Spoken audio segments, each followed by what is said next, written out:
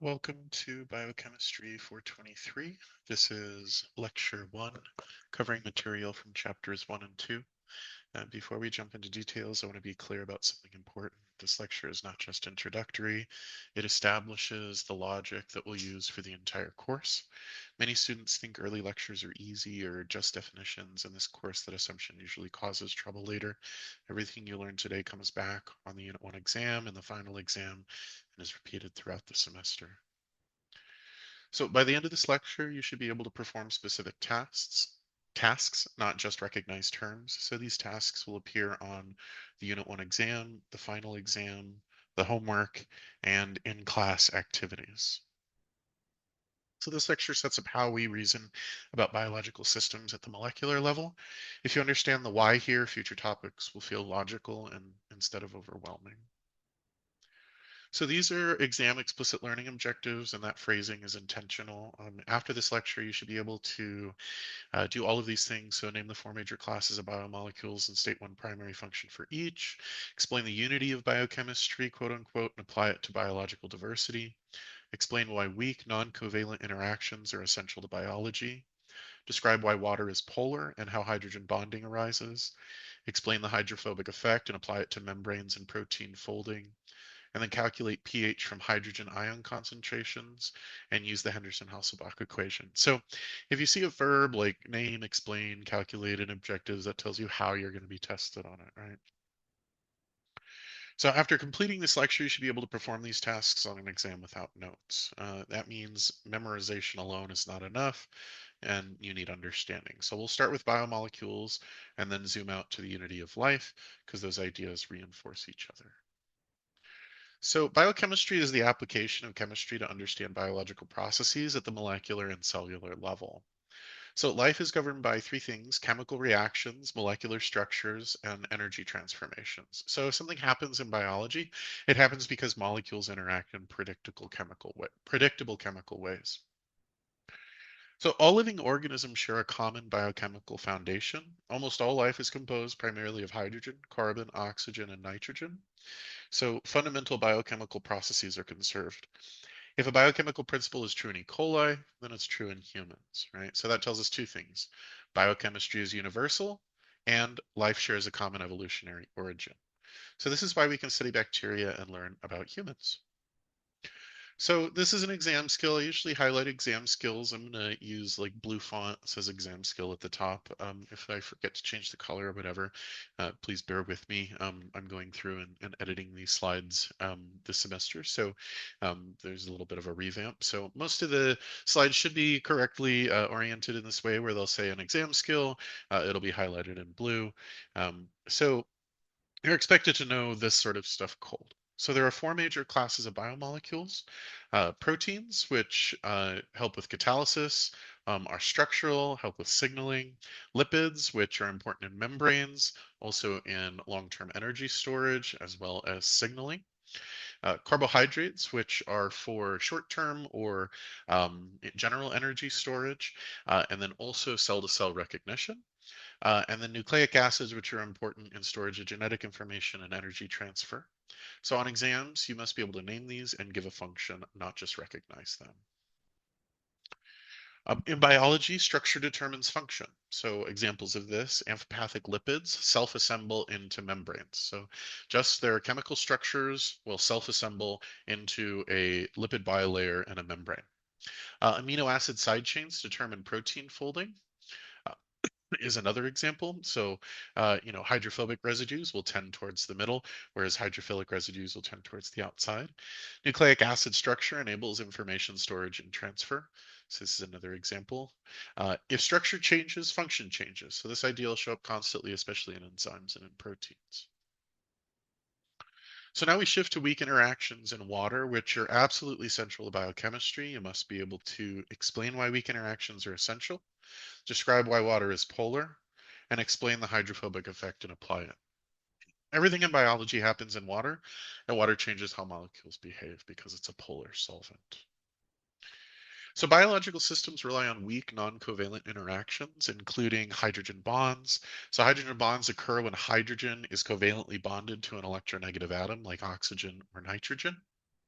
These interactions are weak individually, but collectively, they're incredibly powerful, especially in water, DNA, and proteins. Ionic interactions. So ionic interactions occur between charge groups. They're stronger than hydrogen bonds, but still reversible in water. Changes in pH can strengthen or weaken these interactions, which matters a lot in proteins, particularly amino acid side chains. Van der Waals forces. So van der Waals forces arise from transient dipoles. So they're weak interactions, but they become important when many atoms are packed closely together, like in protein cores or lipids that are packed together in membranes, etc. So weak interactions are essential because they are reversible, flexible, and dynamic. So life would not be possible if everything were held together by strong covalent bonds. So water is polar, and it's polar because oxygen is highly electronegative, which means it pulls electrons from more weakly electronegative atoms. And the molecule has this bent geometry. So what you get is this partial charge. So you get a partial negative oxygen and partial positive hydrogen. So this polarity is the foundation of hydrogen bonding.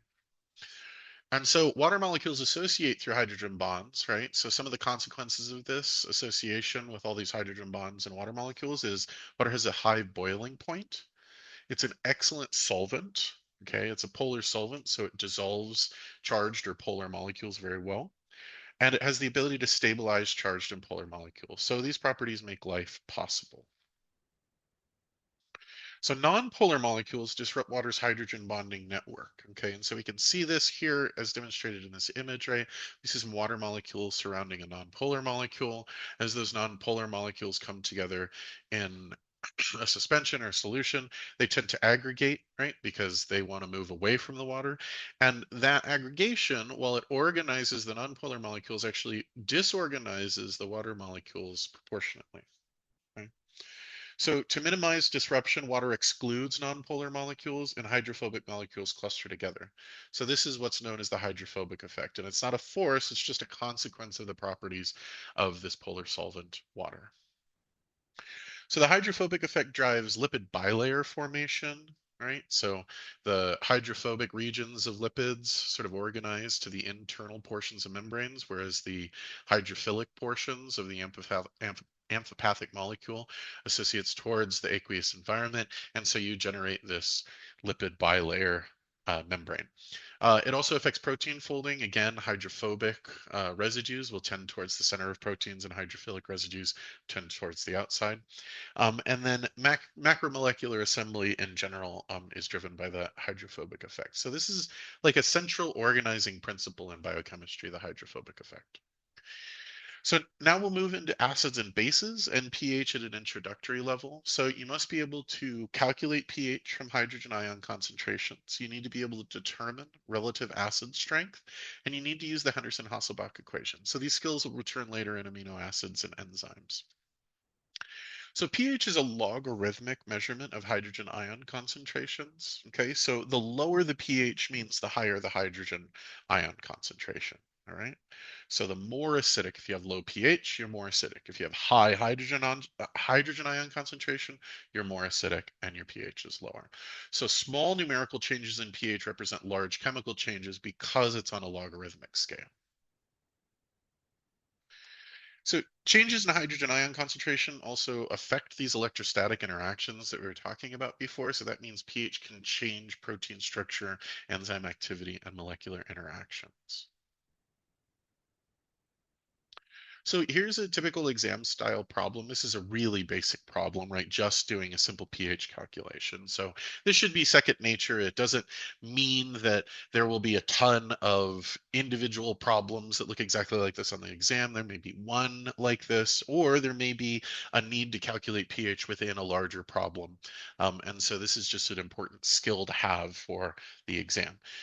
So if hydrogen ion concentration is 3.4 times 10 to the minus 5 molar, how do we calculate that? We take the negative log base 10 of the hydrogen ion concentration. Okay, and so you'd plug that into your calculator by typing in 3.4 exponent minus 5, or 3.4 times 10 to the minus 5. Then you would hit the log button. Okay, log base 10, so it should say log, not natural log, which is ln. It should say log. Okay, and you'll hit that, and you'll get a value. And the value you should have gotten if you hit log on 3.4 times 10 to the minus 5 is a negative 4.46. But since we're taking the negative log, it becomes positive. So you shouldn't ever get a negative pH. For our intents and purposes, negative pH doesn't exist. Okay. And so with that, this is just a way to sort of double check that you're doing things correctly, okay? And it's always good. What you need to do is on exams, you're expected to show how you set up math problems and your logic, not just find the number, right? If you typed this out in your calculator and you got a completely wrong answer, you forgot the minus here and you got minus 4.46, that's a way for you to be able to check and go, what did I do wrong? I know pH can't be negative, right? Or this doesn't seem right based on all the other pHs that I've seen, right? pH should fall between 0 and 14.